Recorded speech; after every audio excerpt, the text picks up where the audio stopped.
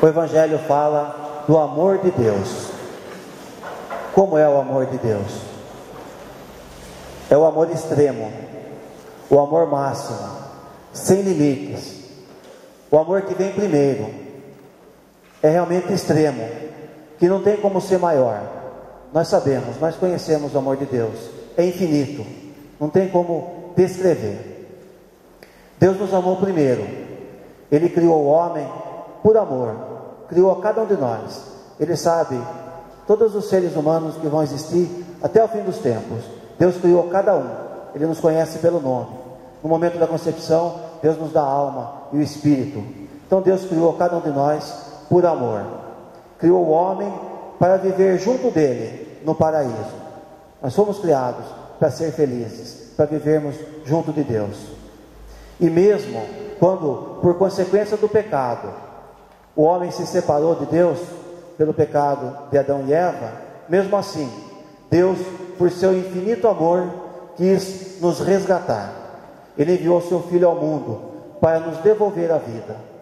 Tudo que nós perdemos no pecado de Adão e Eva, quando o homem teve que sair do paraíso, perdeu os dons preternaturais, não sofrer e não morrer. O não sofrer continua na nossa vida, por isso que essa vida é feita de desafios. Mas Deus não nos deixa sozinhos. No momento de sofrimento, no momento de dificuldade, Deus caminha junto do seu povo, como caminhou junto do povo da escravidão do Egito e deu a liberdade, a salvação. Deus caminha junto com cada um de nós e nos dá a liberdade. No momento de angústia, Deus está do nosso lado e nos ajuda a vencer todo obstáculo que possa acontecer.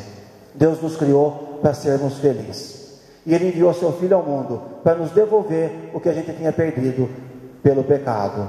O não sofrer continua, mas o não morrer, Deus não queria a morte. A morte é treva, é pecado, é escuridão.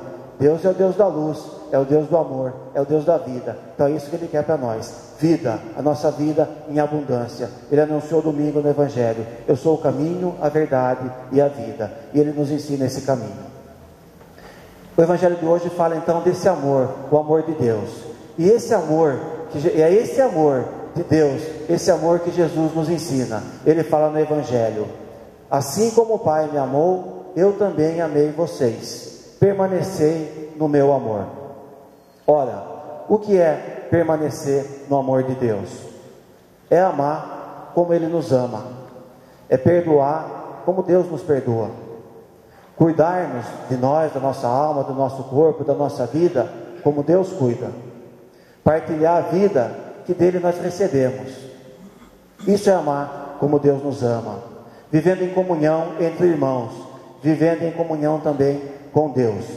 E fazendo como Deus faz conosco. Amar primeiro, sem segundas intenções, sem interesses egoístas, mas com amor sincero. Como o amor que acontece, por exemplo, entre família, de pais para filhos, de filhos para pais, o amor entre irmãos dentro de uma família, o amor matrimonial de marido e de mulher, é o amor ágape, o amor de Deus, o amor em comunidade, em sociedade, no trabalho, na escola, na igreja, na rua, o amor de Deus vivido em comunhão. Isso que nós buscamos na Eucaristia, na comunhão com Deus. E tomando então, cuidando, para que nós não sejamos nós que vamos impedir do amor de Deus acontecer entre nós. Quando a gente não deixa o irmão nos amar, nós estamos bloqueando, não deixa acontecer o amor de Deus.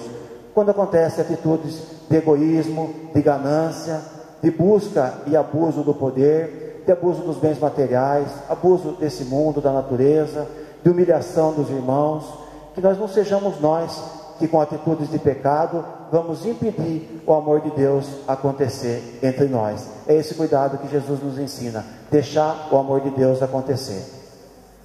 E nós podemos nos perguntar: como é possível viver esse amor? Nós podemos aprender a vivência nesse amor com Santa Rita, a santa que nós celebramos a festa hoje.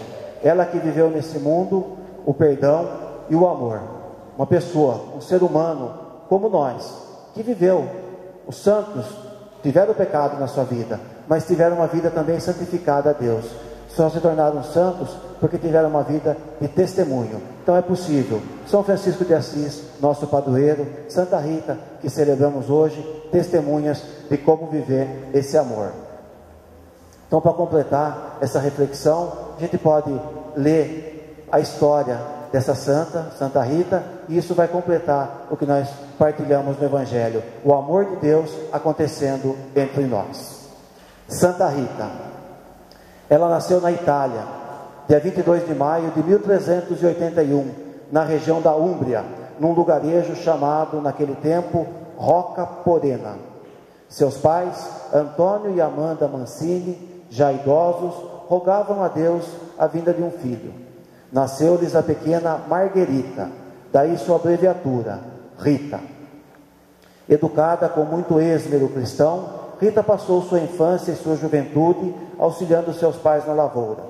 Recém-nascida e sempre colocada num cesto que fazia às vezes de berço, no próprio campo, certa vez foi encontrada em volta de abelhas brancas que lhe pousavam na face sem feri-la. Quando jovem, casou-se com Paulo Fernando. Tiveram 2 filhos, João Tiago e Paulo Maria.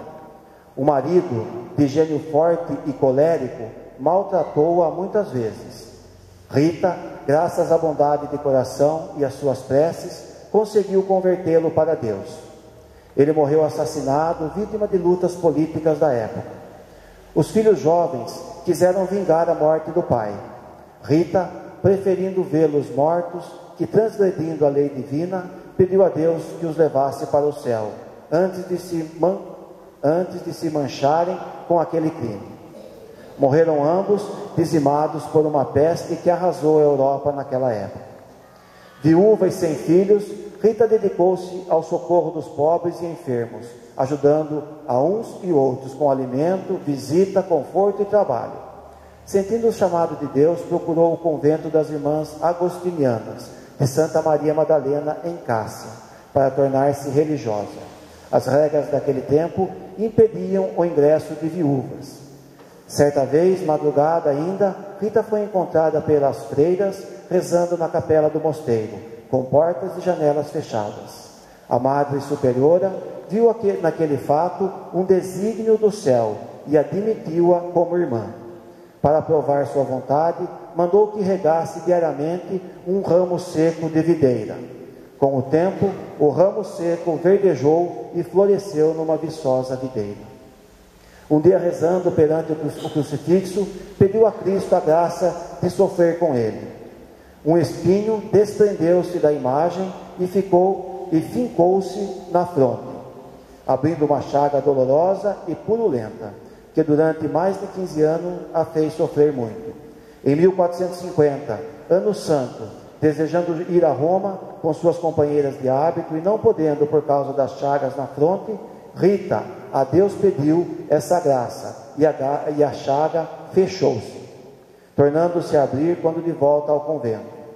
Muito jejum, muita penitência, muita oração eram sua maneira de viver. Gravemente enferma, vivendo num pobre catré, no fundo de uma humilde cela, Rita recebeu a visita de sua prima. Pediu a esta que fosse até Rocca Porena e, lá em sua antiga casa, colhesse para ela um figo e um botão de rosa. Era pleno inverno, tudo sepultado sob a mais densa neve, e no entanto a prima encontrou o figo e a rosa no jardim de Rita. No dia 22 de maio de 1457, Rita entregou sua bela alma a Deus. No campanário do convento, os sinos começaram a repicar festivamente, tangidos por mãos misteriosas. A chaga da fronte fechou-se na mesma hora, e no lugar do habitual mau cheiro que dela se exalava, passou a exalar um discreto perfume. Tantos foram os milagres e as graças que milhares de devotos seus receberam de Deus por intercessão sua, que ficou conhecida como a Santa dos Impossíveis. O Papa Leão XIII canonizou-a no dia de Pentecostes, 24 de maio de 1900, ano santo. Essa é a história de Santa Rita. Quem já sabia, lembrou. Quem não sabia, como eu, ficou conhecendo. Fica o exemplo dela. que é possível viver no amor de Deus, no perdão ao marido, na preocupação com a alma dos filhos e nesse serviço a Deus. Que nós possamos aprender de Santa Rita e de Jesus Cristo esse amor a Deus acima de tudo.